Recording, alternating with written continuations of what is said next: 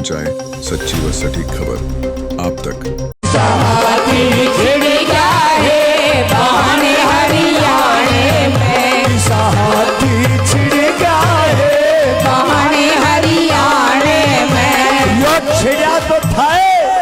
लेकिन इस हाथी के भाई अब चौटाला ने चश्मा ला दिया, चश्मा ये बार गाना छिड़ गया।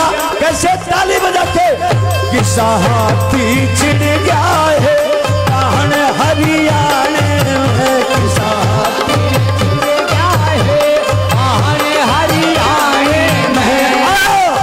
आया अबे भाई जब से हाथी का चश्मा लगा है जोश आ गया, जोश कैसे आया आया आया जोश, आया जोश कसूता है यो चश्मा लाने में, आया जोश कसूता है यो चश्मा लाने में। किसा हाथी छिड़ गया है कहन हरियाणे में, किसा हाथी छिड़ गया है कहन हरियाणे में। छिड़ गया छिड़ गया छिड़ गया छिड़ गया हाथी छिड़ गया, छिड़ गया छिड़ गया छिड़ गया छिड़ गया हाथी छिड़ गया। किसा हाथी छिड़ गया है कहन हरियाणे में, किसा हाथी छिड़ गया है कहन हरियाणे में। घर घर में घर घर में घर घर में छा गया है, घर घर में छा गया है यो अब है हरियाणे में, घर घर में छा गया है यो अब है हरियाणे में। किसा हाथी छिड़ गया है कहन हरियाणे में। बहुत अच्छे क्या बात है, ताली बजा के क्या बात है, क्या बात है, क्या बात है।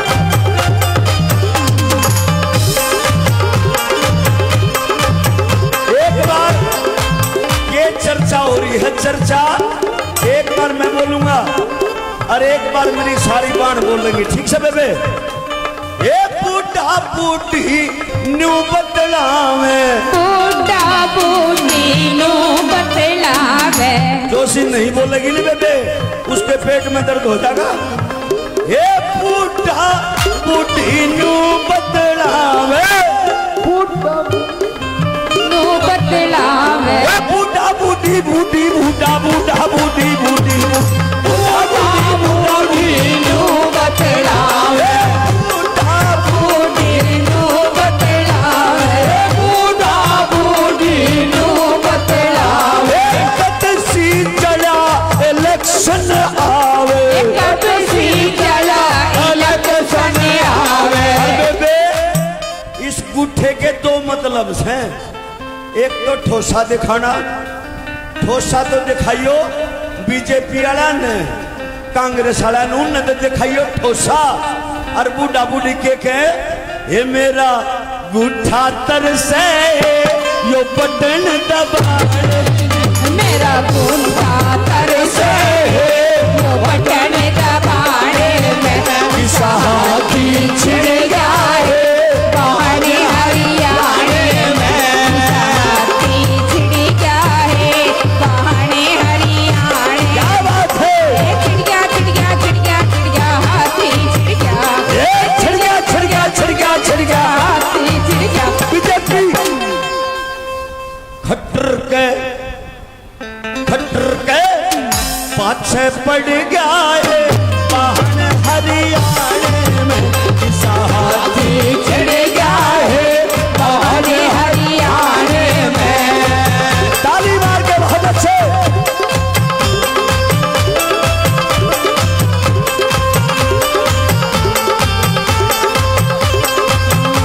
बहुत अच्छे।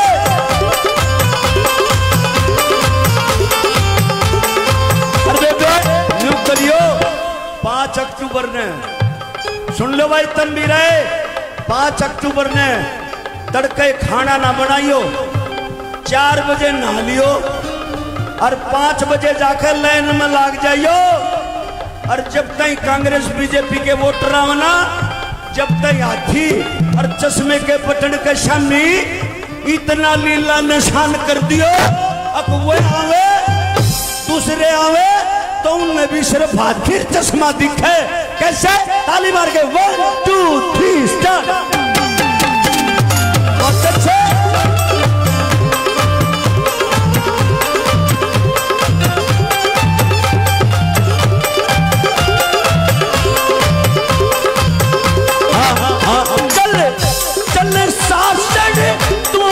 साथ मेरी हाथी का बटन दबावेंगे। चले साथ तू भी साथ नहीं, हाथी का बटन दबावेंगे। ये बहुवड़ चाल तू साथ मेरी चश्मे का बटन दबावेंगे। ये बहुवड़ तू भी चाल मेरी चश्मे का बटन दबावेंगे। ताली बजाते बहुत अच्छे।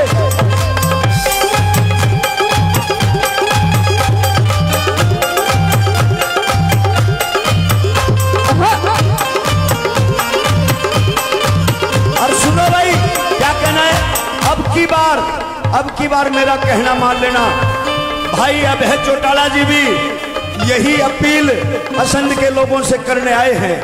थोड़ी सी वोटों से नरेंद्र राणा जी रह गए थे, लेकिन अब की बार उनके सपुत्र को चंडीगढ़ में पहुंचा देना। ये भाई अब है चौटाला भी आपसे निवेदन करने के लिए आए हैं। एक बार उनके लिए ताली बजा करके स्वागत करें। और सुनो भाई, इबके क्या करना है?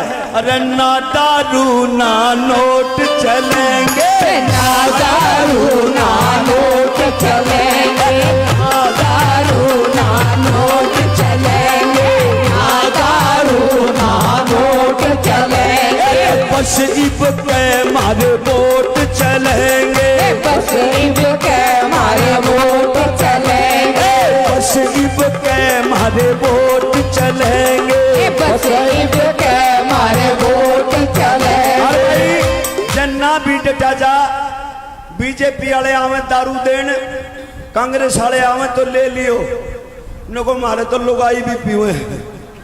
6 महीना का कोटा पूरा कर लियो, 6 महीना का। और तूड़ी वाले में दाब लियो, पर इलेक्शन वाले दिन पियो ना। बटन हाथी चश्मे का दबा दियो, फिर वो थर दोहराओगे न्यू कहेंगे यार है मार तो मारा खागे और वोट इन नेल्लोर बसपा ने देगे, तुमने हमारी साथ धोखा करा। उन तई एक बे कह दियो 7 का हाथ मार गए। नुको सुसरे 70 साल ते तुम धोखा करते आए, हमने एक बे कर दिया तो क्या बिजली पड़गी? नहीं समझे? ताली बजा के बाद 1 2 3 स्टार्ट। ताली मार के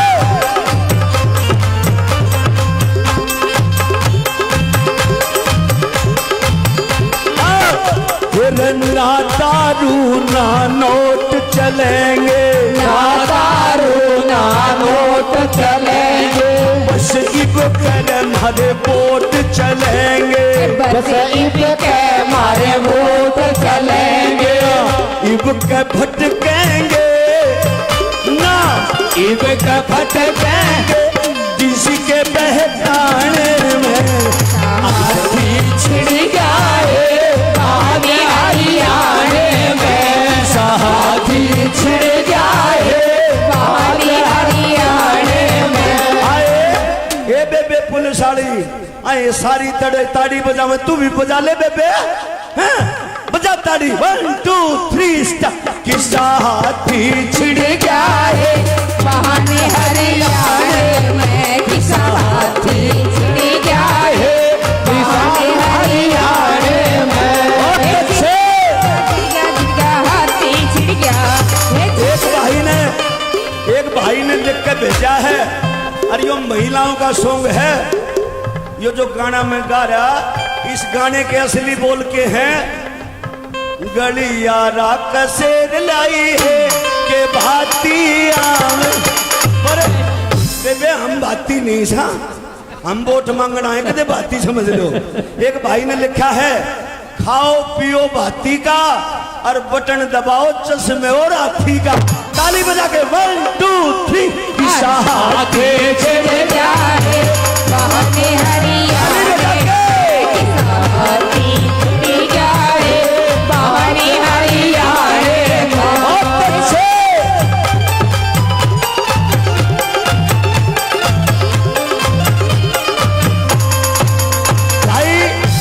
भाई अब है चौटाला जी, भाई अब है जी सम्मानित चौटाला साहब, एक बार मेरे का नहीं ध्यान दे ले भाई।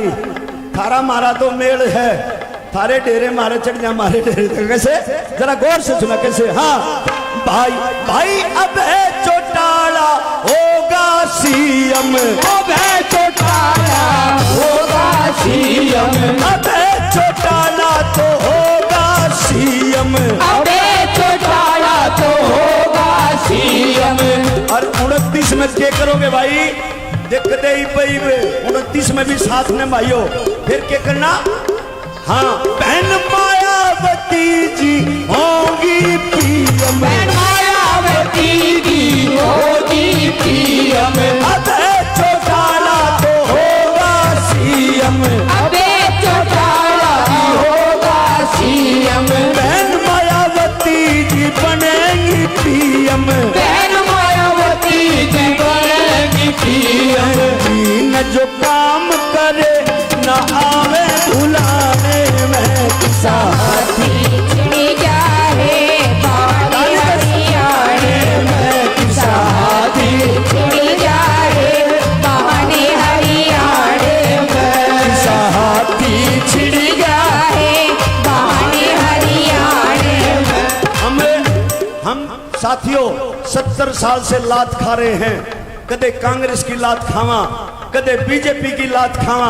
अब की बार उन दोनों पार्टियों को लात मार दो और हाथी और चश्मे का बटन दबा दो, तुम्हारा कल्याण हो जाएगा। मेरी बात अच्छी है तो ताली बजाए कैसे। और गौर से सुनना, एक बार रेवाड़ी साइड की लड़की रोहतक का ब्याह दी और उसके भाई का ब्याह आ गया।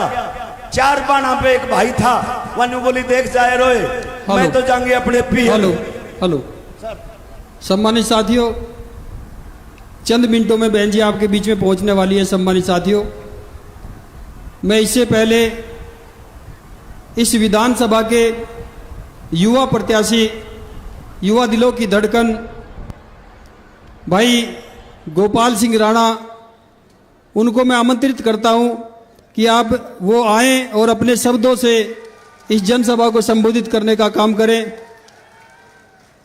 भाई युवाओं में जोश है, बूढ़ों में भी जोश है, बुजुर्गों में जोश है, महिलाओं में जोश है, बच्चों में जोश है कि गोपाल सिंह राणा इस बार विधायक बन चुके, ये भीड़ बता रही है। सम्मानित साथियों,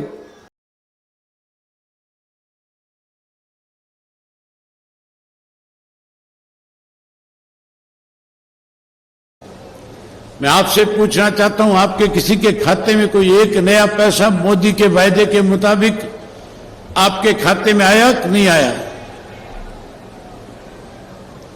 कोई पैसा नहीं आया। जहां कोई वायदा पूरा नहीं किया वहां प्रदेश और देश के अंदर महंगाई बढ़ा दी।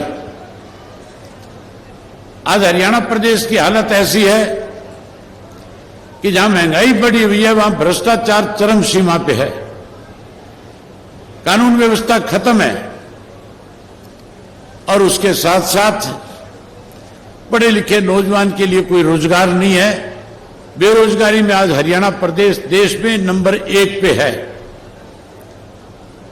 वहीं उसके साथ हमारा प्रदेश कहीं दूध दही के लिए जाना जाता था, आज नशे में भी नंबर 1 पे पहुंचा दिया इस भाजपा की सरकार ने। नशा बढ़ गया, अपराध बढ़ गए। आज साथियों नौजवान को रोजगार नहीं, इसलिए नौजवान जो है खास करके आपका करनाल जिला, कुरुक्षेत्र जिला, यमुनानगर और कैथल जिला, इन जिलों में तो मैं यात्रा के दौरान जब गांव में गया था बड़ी हैरानी होती थी सुनकर के कि हमारे गांव में 18 साल से लेकर के 40 वर्ष का कोई भी नौजवान जो है आज अपने घर में, गांव में नहीं है।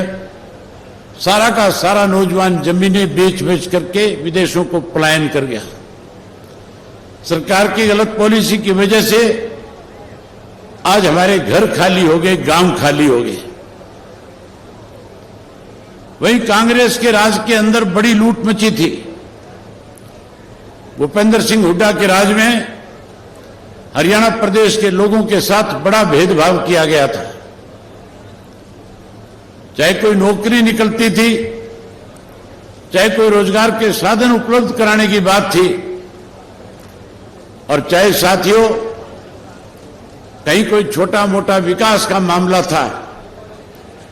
हैरानी की बात है, उस 10 साल के राज में ये सारी चीजें रोहतक जिले तक सिमट करके रह जाती थी, उसकी सीमा से बाहर नहीं निकलती थी। एक समय चौधरी ओम प्रकाश चौटाला जी प्रदेश के मुख्यमंत्री थे। जब चौटाला साहब मुख्यमंत्री थे, सरकार आपके द्वार कार्यक्रम के तहत हरियाणा प्रदेश का पूरे प्रदेश के लोगों के साथ बिना भेदभाव किए सम्मान विकास कराने का काम किया था। चौटाला साहब के मुख्यमंत्री तब काल में एक गांव से दूसरे गांव से जुड़ने वाली जो जितने भी कच्चे रास्ते थे उन सबको पक्का कर दिया गया था। हरियाणा प्रदेश में सड़कों का जाल बिछा दिया गया था।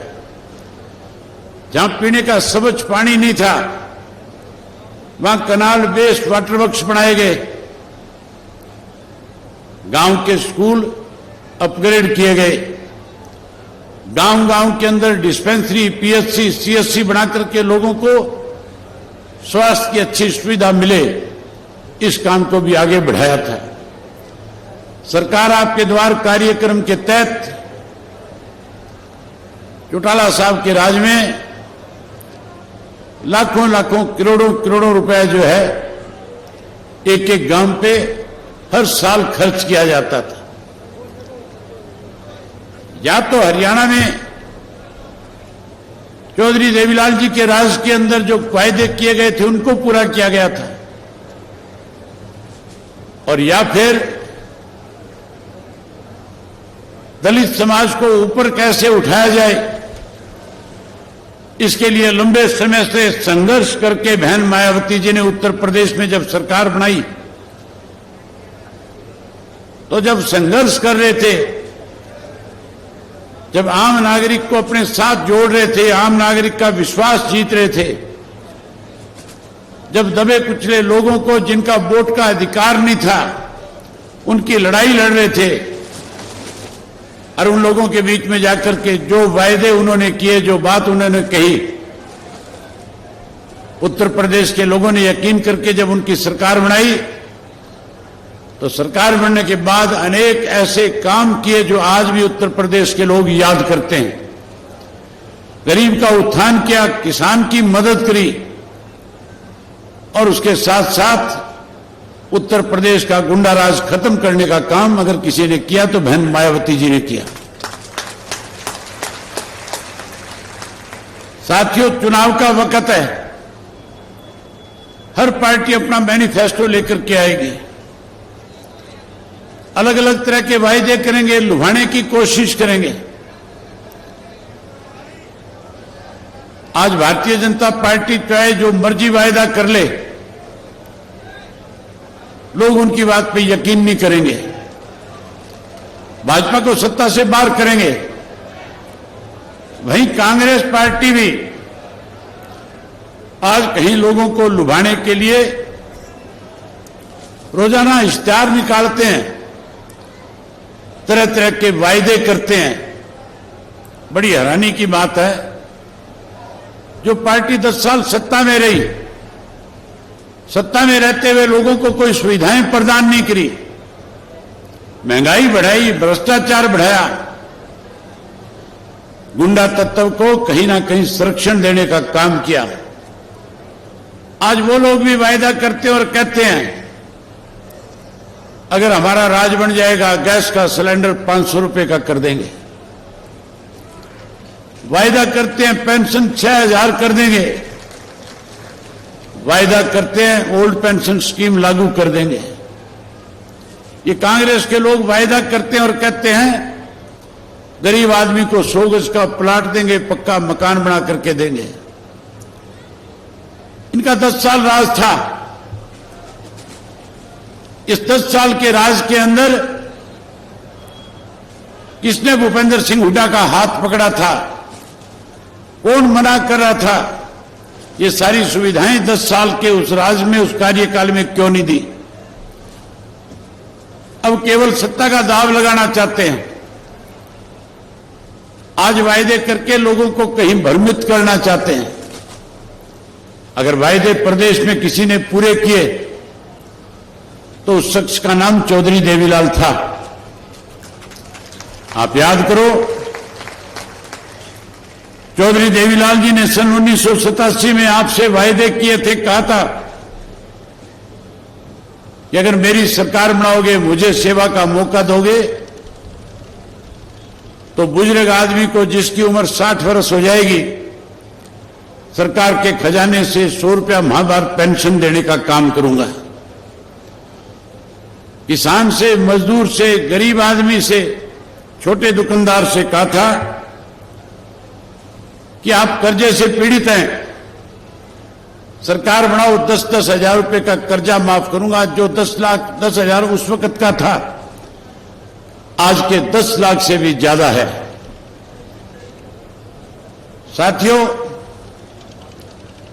वायदा किया था गरीब की बेटी की शादी में दिक्कत परेशानी ना आए, 5100 कन्यादान दूंगा। बंसीलाल मुख्यमंत्री थे, कह रहे थे कि देवीलाल भका रहा है, मैं LLB हूं, वकील हूं, पढ़ा लिखा हूं, चिंता करने की जरूरत नहीं, सरकारी खजाने से कोई धन इस तरह दिया नहीं जा सकता। अगर ऐसा संभव होता तो मैं आपको पहले मुहैया करा देता है। आपने चौधरी देवीलाल को सरकार बना करके दी। चौधरी देवीलाल ने कानून बना करके तीनों के तीनों वायदे आपके पूरे करने का काम किया। आज फिर कांग्रेस के लोग वायदे करके कहीं मतदाता को लुभाना चाहते हैं। इनसे वायदे पूरे नहीं हो सकते। इनकी नीयत ठीक होती तो 10 साल पहले पूरे करते। अगर कोई वायदा पूरा करेगा तो इंडियन नेशनल लोकदल पार्टी और बहुजन समाज पार्टी की सरकार बनने के बाद हम लोग आपसे किए हुए वायदे पूरे करने का काम करेंगे। मैं आपसे एक बात पूछना चाहता हूं, हम आपके सामने जो भी वायदा करेंगे, क्या आप लोगों को हमारे ऊपर इस बात का विश्वास है कि जो बात आज मैं आपके बीच में कह करके जाऊंगा, सरकार बनने के बाद उसको पूरा करने का काम करूंगा? अगर आपको विश्वास है तो एक बार बोल करके कहो कि हमें आप पे विश्वास है। अगर आप हमारे ऊपर विश्वास करते हो तो आज आपसे वायदा करके जाते हैं कि सरकार बनने के बाद जो 100 रुपया पेंशन चौधरी देवीलाल ने शुरू करी थी, उस पेंशन को बढ़ाएंगे, 7500 रुपया महीना करके हमारे बुजुर्गों का मान सम्मान बढ़ाएंगे।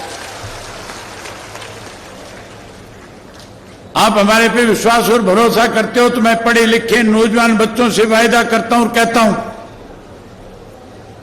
आपको चिंता करने की जरूरत नहीं है। 2 लाख नौकरियों के पद हरियाणा प्रदेश में खाली है। सरकार बनने के बाद हर घर से एक पढ़े लिखे नौजवान को, चाहे हमारी बेटी पढ़ी लिखी हो, चाहे बेटा पढ़ा लिखा हो, उसे सरकारी नौकरी देने का काम करेंगे। जो बेरोजगार रह जाएगा उसे भी चिंता करने की जरूरत नहीं है। हम अपने बेरोजगार बच्चों के लिए 21,000 रुपया बेरोजगारी भत्ता तब तक देंगे जब तक उसको सरकारी नौकरी नहीं मिल जाएगी। ये माताएं बहनें बैठी है, मोदी ने अपना वायदा पूरा नहीं किया था। कांग्रेस वाले कहते हैं 500 में देंगे। आप सरकार बनाओ, हम सरकार बनने के बाद गैस का सिलेंडर महीने की पहली तारीख को आपके घर में प्रदेश की सरकार की तरफ से मुफ्त में पहुंचाने का काम करेंगे।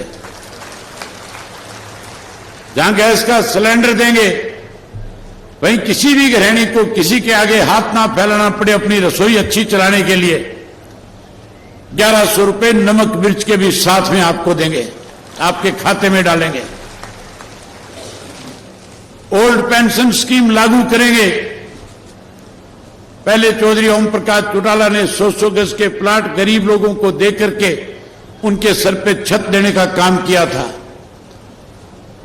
हम नए सिरे से 100 गज का प्लाट देंगे और उसके साथ चौधरी देवीलाल आवास योजना के तहत 2 पक्के मकान भी बना करके उनको छत देने का काम करेंगे। ओल्ड पेंशन स्कीम लागू करेंगे और उसके साथ साथ हरियाणा प्रदेश के हर गांव में पीने का स्वच्छ पानी हो, कनाल वेस्ट वाटर देंगे और मुफ्त में आपको पानी मुहैया कराने का काम करेंगे। जहां पानी मुफ्त देंगे वहीं साथियों बिजली के बिल बहुत आते हैं। बिजली महंगी है कि नहीं है? बिजली के बिल ज्यादा आते हैं कि नहीं आते हैं? आप चिंता मत करो, राज बनाओ। ये सारे मीटर पड़वा करके मनोहर लाल खट्टर के घर के दरवाजे पे टंगवा दूंगा।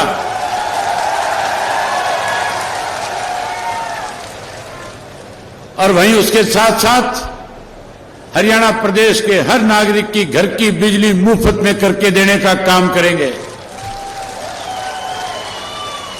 अच्छे स्कूल बनाएंगे ताकि बच्चे शिक्षित हो सकें और वहीं उसके साथ हरियाणा के हर बच्चे की, हर घर में पैदा होने वाली बेटी की पढ़ाई मुफ्त में कराएंगे। वहीं उसके साथ साथ परमात्मा ना करे कोई बीमार हो जाए। आज बीजेपी वाले कहते हैं 10 लाख का आयुष्मान कार्ड बनाएंगे। कांग्रेस वाले कल तक कहते थे 20 लाख, अब कहते हैं 25 लाख। मुझे लगता है चुनाव की तारीख नजदीक आते आते कह देंगे 30 लाख 35 लाख। पहले भी हमने बुजुर्ग को 60 वर्ष से ज्यादा आयु वाले को मुफ्त इलाज की सुविधा प्रदान करी थी। अब की बार हमारा फैसला है दोनों पार्टियों का। हम तो चाहते हैं हरियाणा का हर नागरिक जो है स्वस्थ रहे, हरियाणा सेहतमंद रहे। अगर कोई बीमार हो जाएगा, चाहे वो कहीं इलाज कराए पूरे देश के अंदर, उसके इलाज पे जितना खर्च आएगा टोटल हरियाणा प्रदेश की सरकार वहन करेगी। आपका मुफ्त में इलाज करने का काम करेंगे। साथियों, मन बहुत था आपके साथ और बहुत सारी बातें करूं, लेकिन आगे समय दे रखा है। बहन जी ने भी वापिस जाना है, इसलिए आपका ज्यादा समय नहीं लेकर के मैं अपना समय बहन जी को दूंगा और आपसे केवल एक उम्मीद करूंगा, आपसे एक वायदा लेना चाहूंगा कि आप 5 तारीख तक जिस उत्साह और जोश के साथ आज आप यहां आए हो, जो आज हजारों की संख्या में आपने आकर के इस बात पे मोहर लगाई है कि हम करनाल में असंध की सीट जीत करके अपनी सरकार बनाने का काम करेंगे।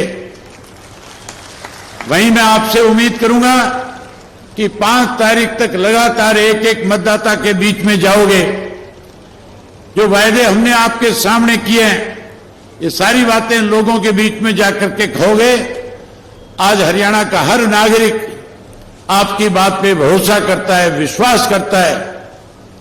कांग्रेस के राज में झूठ और लूट थी, भाजपा के राज के अंदर भ्रष्टाचार बढ़ा।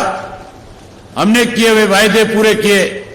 लोग आपकी बात पे विश्वास करेंगे और आपकी सरकार बनाने में आपके साथ खड़े हो जाएंगे।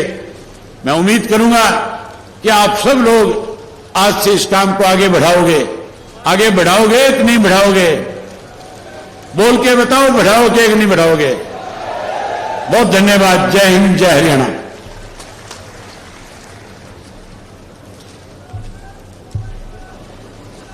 सम्मानित साथियों, अब मैं इस जनसभा के मुख्य अतिथि के रूप में आई बहुजन समाज पार्टी की राष्ट्रीय अध्यक्ष, उत्तर प्रदेश की 4 बार रही मुख्यमंत्री, इस देश के पीड़ितों, शोषितों, गरीबों की मसीहा, सर्वे समाज के मान और सम्मान के प्रतीक आदरणीय बहन कुमारी माइती जी को निवेदन पूर्वक आग्रह करता हूं कि आए और जिस सभा को संबोधित करने का काम करें। सम्मानित साथियों, बड़ी गंभीरता से सुनना एक एक शब्द को। बहन जी का एक एक शब्द मूल्यवान है। बड़ी गंभीरता से सुनना। कोई भी व्यक्ति बहन जी के भाषण खत्म होने से पहले कुर्सी नहीं छोड़ेगा। शांति से सुनना, गंभीरता से मन सब।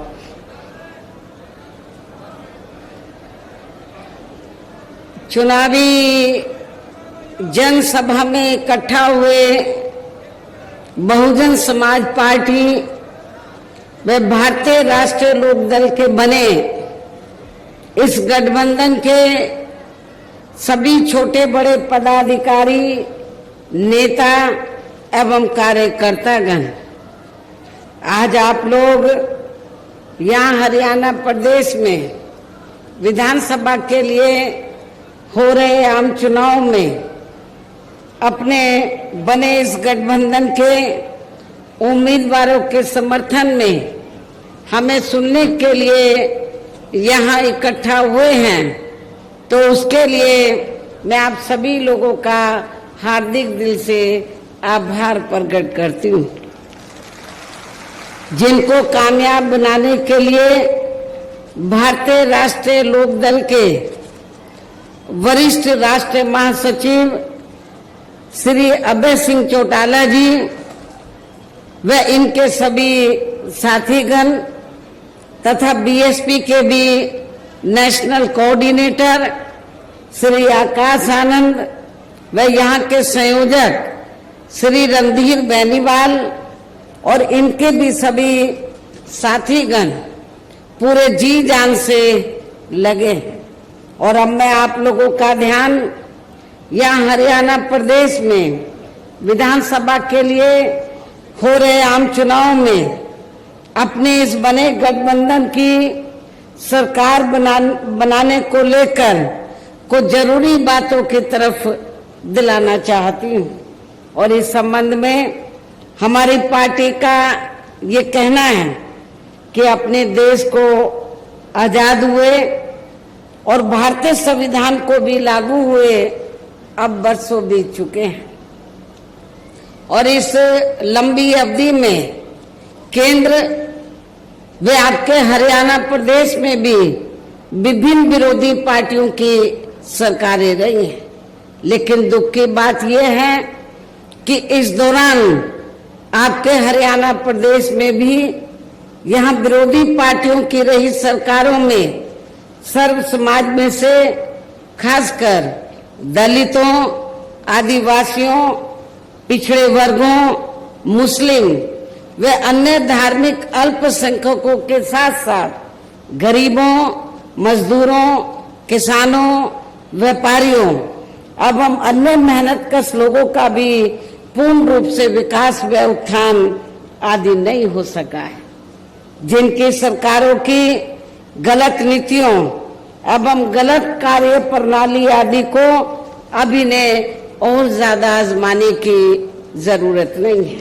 और इस मामले में खास तौर से मैं दलितों, आदिवासियों व अन्य पिछड़े वर्गों के लोगों को ये बताना चाहूंगी कि इन वर्गों को परम पूज्य बाबा साहब डॉक्टर भीमराव अंबेडकर के कड़े संघर्ष एवं अथक प्रयासों से भारतीय संविधान में मिले कानूनी अधिकारों में से विशेषकर सरकारी नौकरियों में जो इन्हें आरक्षण की सुविधा मिली है, तो उसे यहाँ पहले कांग्रेस की और अब बीजेपी की तथा अन्य और पार्टियों की भी राज्यों में रही सरकारों की जातिवादी सोच व मानसिकता के चलते इन्हें यह आरक्षण का पूरा लाभ नहीं दे पा रहे हैं।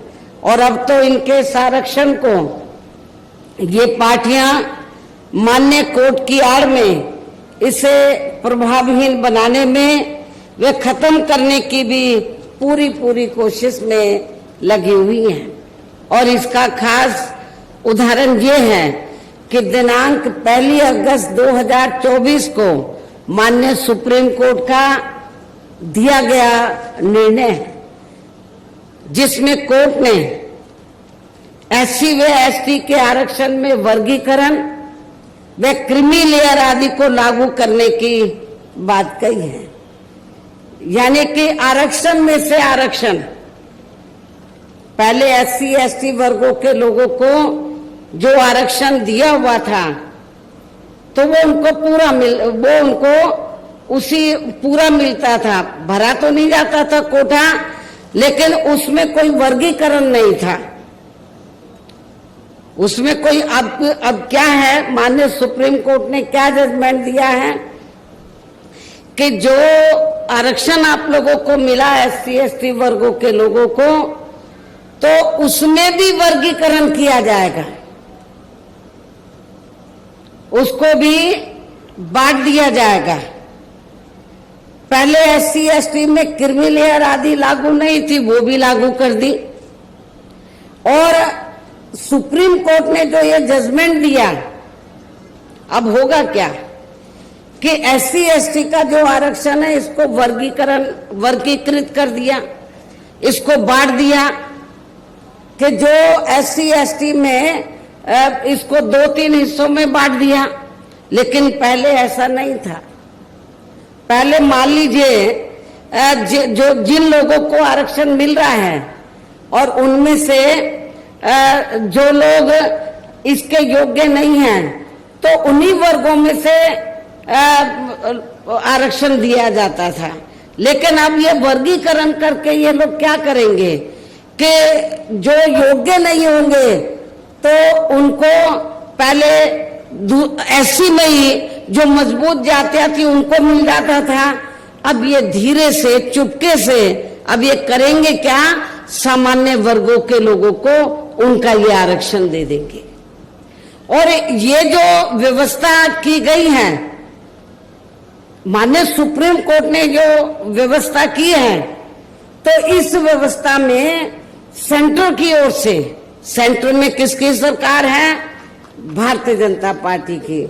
भारतीय जनता पार्टी का जो सरकारी वकील उधर खड़ा हुआ, उसने सुप्रीम कोर्ट के इस फैसले का स्वागत किया, कहा कि हम सहमत हैं, इससे हम सहमत हैं।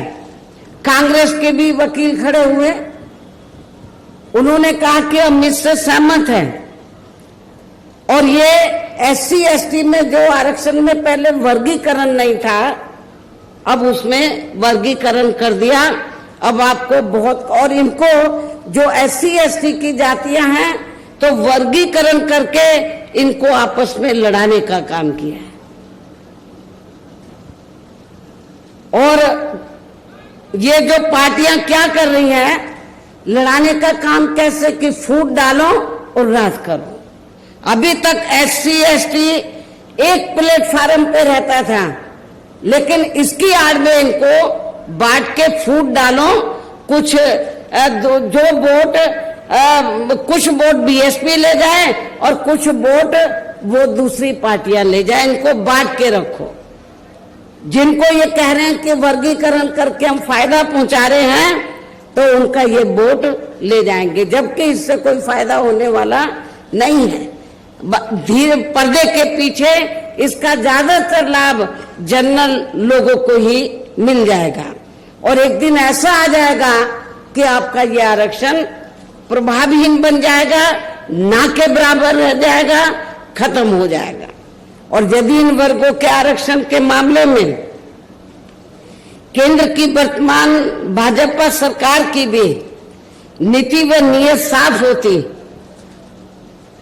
तो फिर ये सरकार माननीय सुप्रीम कोर्ट के आरक्षण को लेकर आई इस निर्णय को बिना कोई देरी किए हुए उसे निष्प्रभावी बनाने व पूर्व की स्थिति में लाने के लिए संसद का विशेष सत्र बुलाकर फिर संवैधानिक संशोधन विधेयक जरूर लाती और उसे विपक्ष को साथ में लेकर पास भी जरूर कराती। और इतना ही नहीं, बल्कि इसके लिए कांग्रेस व इनके इंडिया गठबंधन ने अभी तक भी केंद्र सरकार पर कोई दबाव नहीं बनाया है। और ऐसा करना तो बहुत दूर की बात रही, बल्कि इन्होंने माननीय सुप्रीम कोर्ट के इस निर्णय पर अभी तक कुछ भी खुलकर नहीं बोला है। ना बीजेपी ने, ना कांग्रेस ने, ना अन्य पार्टियों ने कुछ भी खुलकर नहीं बोला है। और इस मामले में केंद्र की भाजपा सरकार व अधिकांश सभी विरोधी पार्टियां अभी तक भी चुप्पी साधे हुए हैं। यहां मैं ये भी बता देना चाहती हूं कि माननीय कोर्ट ने SC/ST आरक्षण में वर्गीकरण करने व क्रीमी लेयर को भी लागू करने का ये कार्य जो पहले संसद के पास था, राष्ट्रपति जी के पास था, उनसे वापस लेकर तो SC/ST के आरक्षण में वर्गीकरण करने व क्रीमी लेयर को भी लागू करने का ये कार्य अब राज्य सरकारों के ऊपर छोड़ दिया है। जो पहले राज्य सरकारों के पास नहीं था, संसद के पास था, राष्ट्रपति जी के पास था, ये राज्य सरकारों के ऊपर छोड़ दिया है।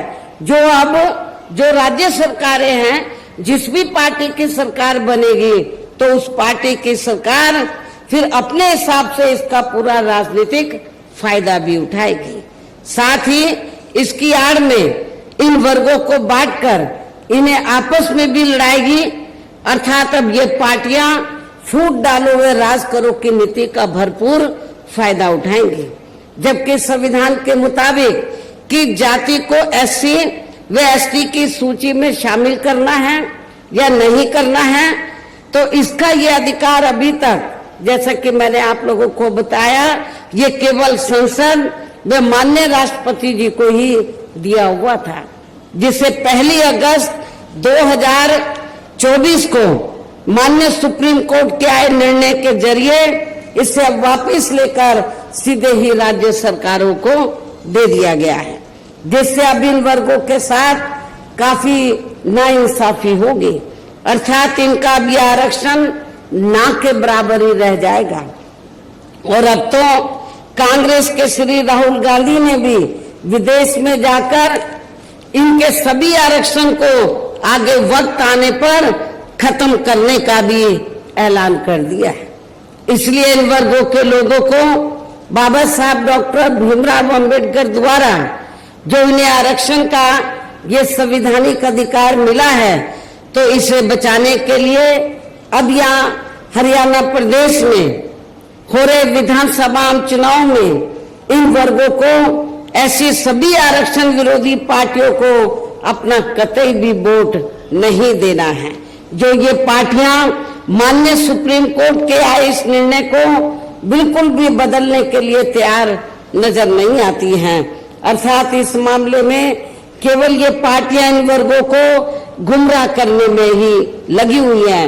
ऐसी स्थिति में अब इन वर्गों को यहाँ विधानसभा के लिए हो रहे आम चुनाव में अपने बने इस गठबंधन की ही सरकार बनाकर इसे लागू होने से, यहाँ के हरियाणा प्रदेश में इसे लागू होने से तब तक लटका कर वे रोक कर रखना है जब तक केंद्र व विपक्ष द्वारा इस निर्णय को संवैधानिक संशोधन के जरिए खत्म करके इसे पुरानी स्थिति में बहाल नहीं कर दिया जाता है।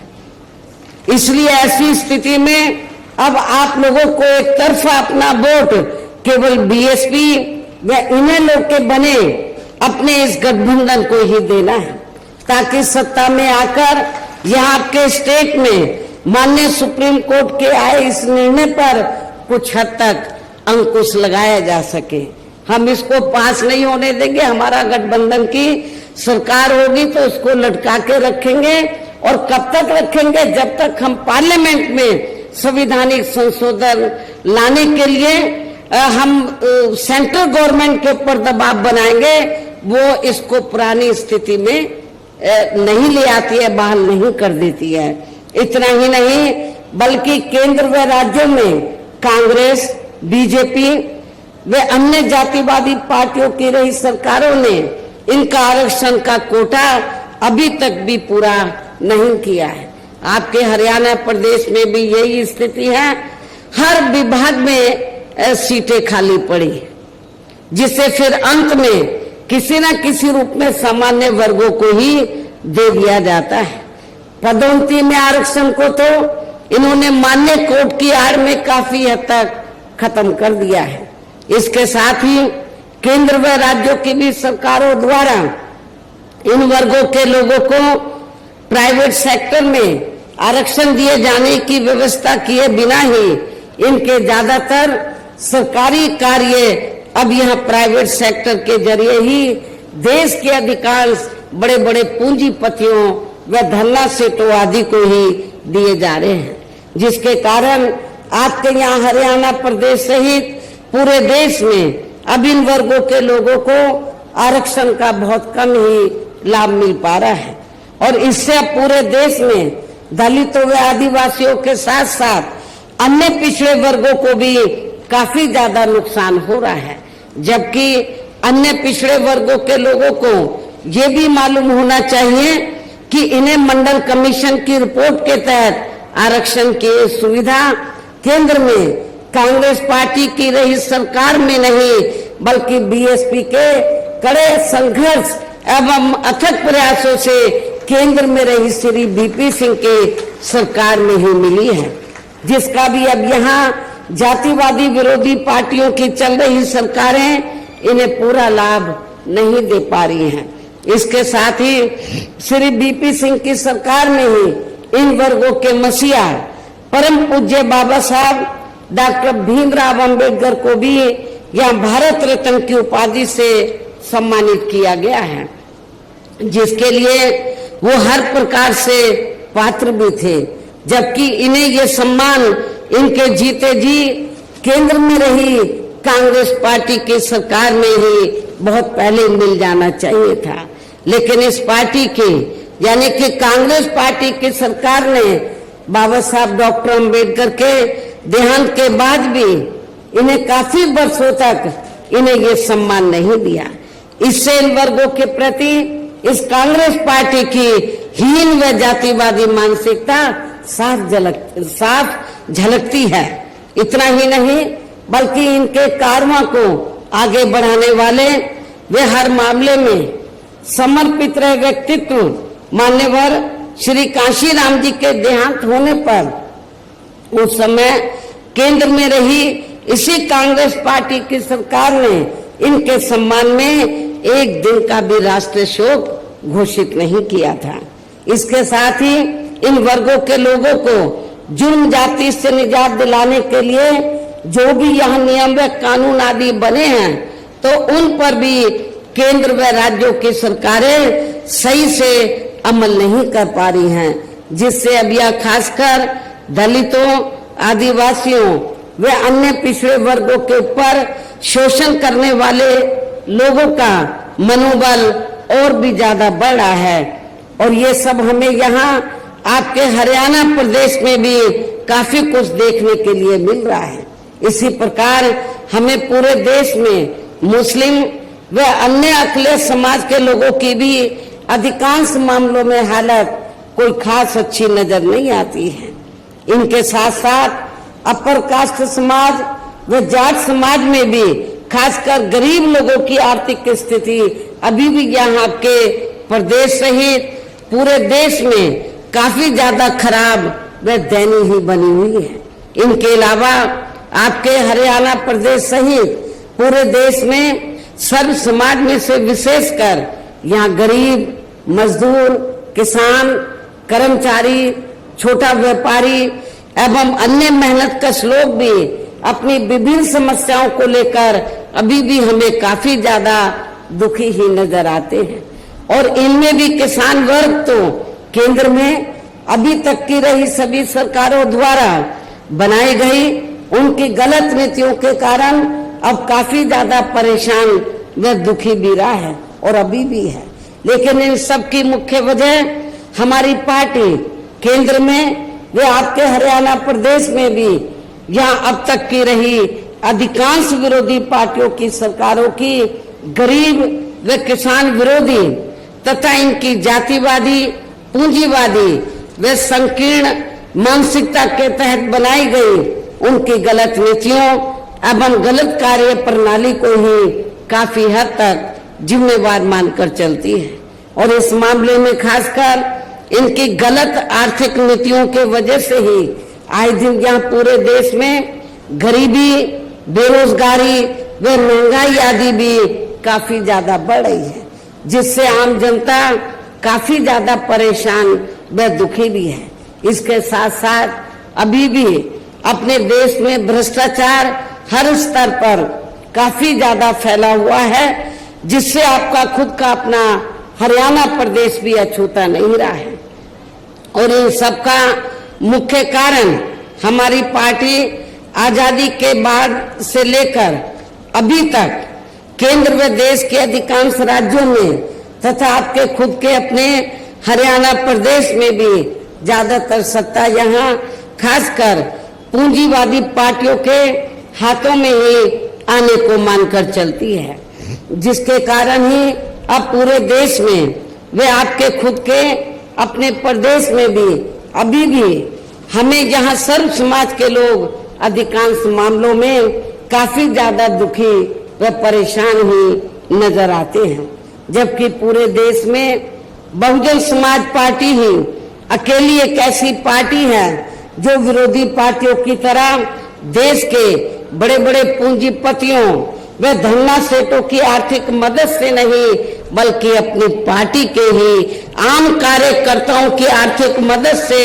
चुनाव लड़कर यहाँ केंद्र व राज्यों की भी सत्ता में आना चाहती है, ताकि हमारी पार्टी सत्ता में आने के बाद फिर बिना किसी दबाव के वे आजाद होकर सर्व समाज के लोगों की सभी समस्याओं का समाधान करके उन्हें हर मामले में वे हर स्तर पर यहाँ खुशहाल बना सके।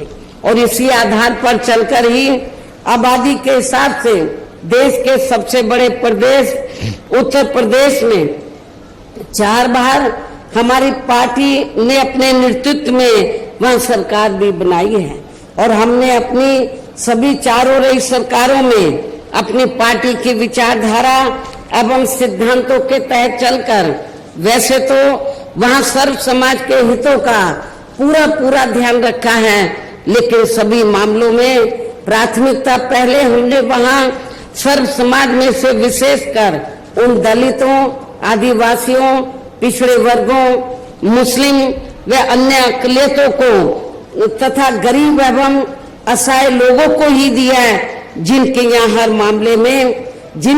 हर मामले में व हर स्तर पर सभी विरोधी पार्टियों की रही सरकारों में उनकी हीन, जातिवादी, संकीर्ण व पूंजीवादी सोच होने के कारण काफी ज्यादा उपेक्षा की गई है।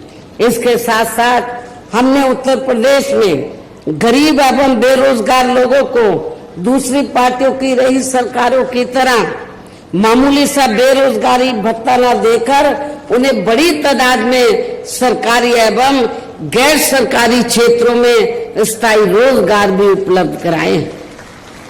इसके साथ ही गरीब भूमिहीन लोगों को खेती करने के लिए उन्हें फ्री सरकारी जमीन भी दी है, तथा गरीब आवासहीनों को जिनके पास रहने के लिए अपने पक्के मकान नहीं थे उनके हमने 2-2 कमरों के पक्के मकान सरकार की ओर से फ्री में बना के दिए, और वहां पे जो उनकी और जरूरतें थी, शिक्षा की, हॉस्पिटल की, और भी जो जरूरतें थी रोजमर्रा की, उसका भी हमने वहां पर प्रबंध किया, जिससे वहां लाखों गरीब लोगों को काफी फायदा पहुंचा है।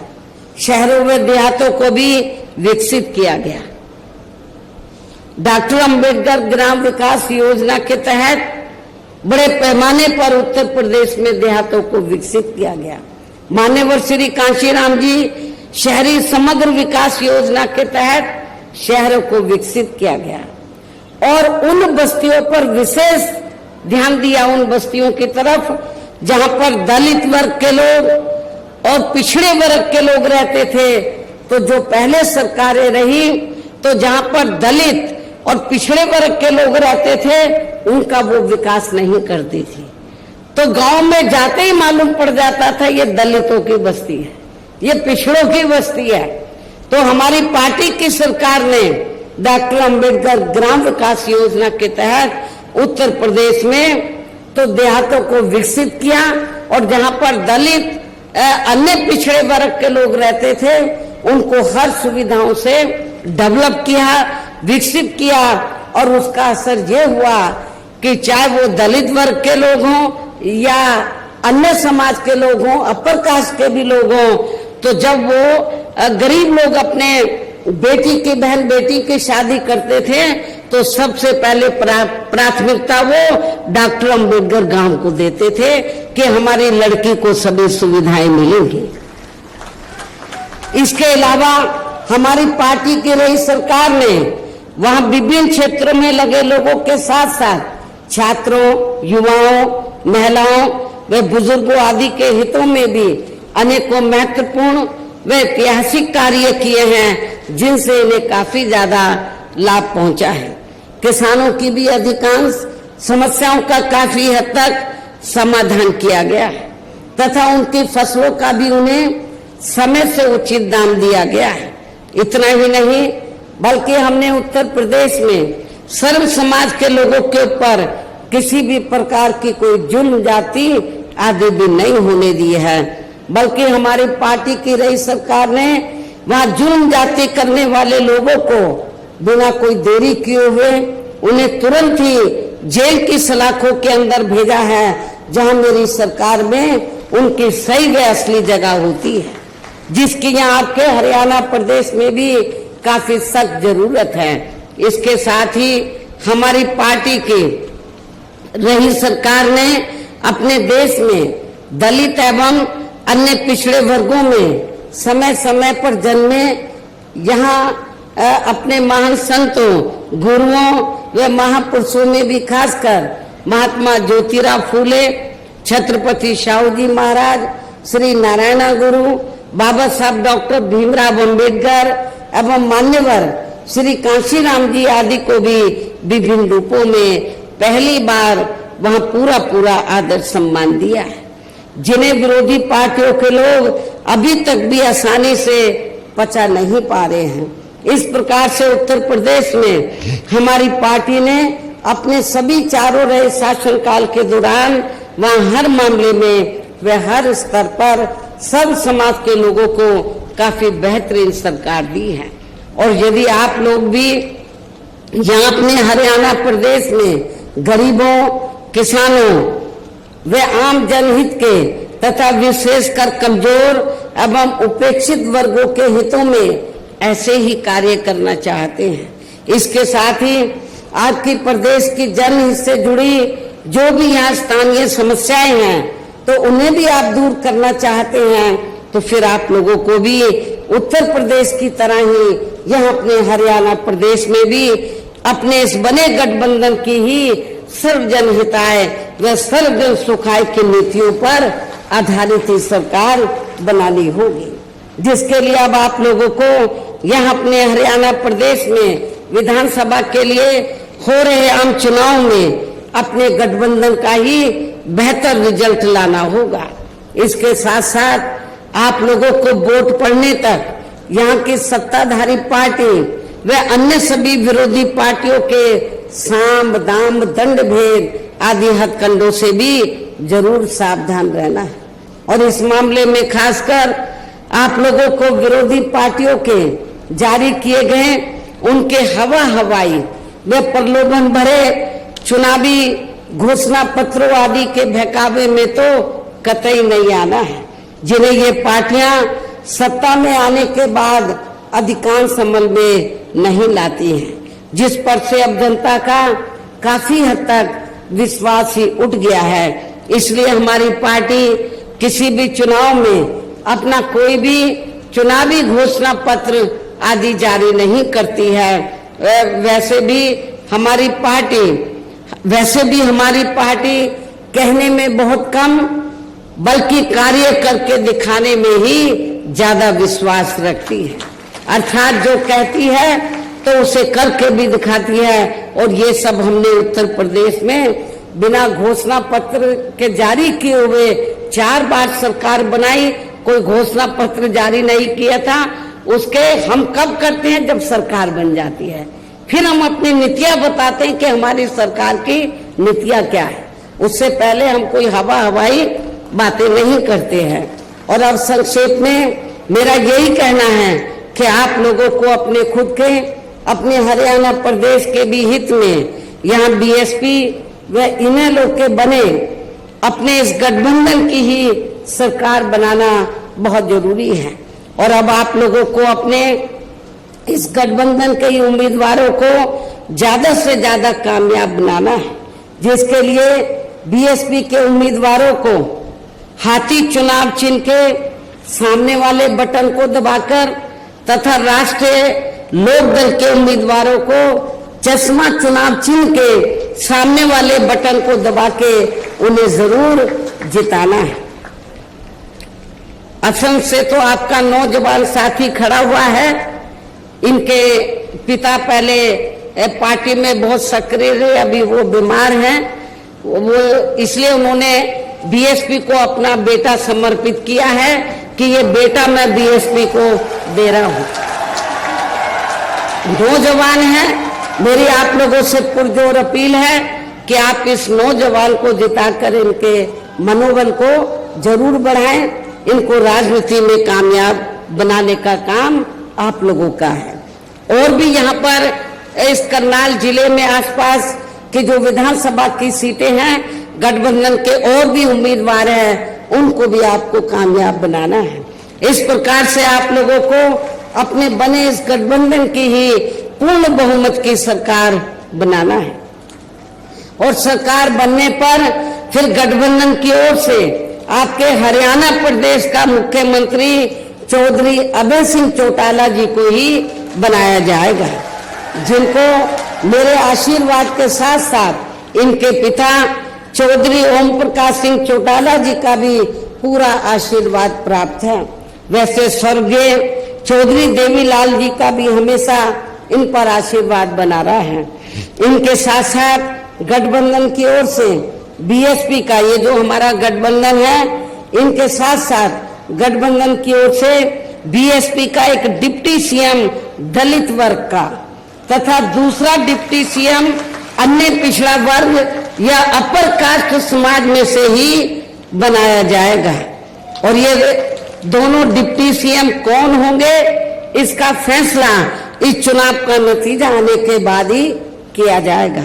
इन्हीं जरूरी बातों के साथ ही अब मैं आप सभी लोगों से अपने बने इस गठबंधन के अधिकांश उम्मीदवारों को जिताकर अपनी यह गठबंधन की ही सरकार जरूर बनाना है। इस उम्मीद के साथ ही अब मैं केंद्र सरकार से देश में जातीय जनगणना कराने के लिए भी विशेष अनुरोध करती हूँ, जिसको पहले केंद्र में रही कांग्रेसी सरकार ने और अब वर्तमान में चल रही बीजेपी की सरकार ने भी इसे अभी तक भी लटका के रखा हुआ है, जो उचित नहीं है। इसके लिए भी इनसे विशेष आग्रह के साथ ही अब मैं अपनी बात यही समाप्त करती हूँ। धन्यवाद। जय भीम व जय भारत।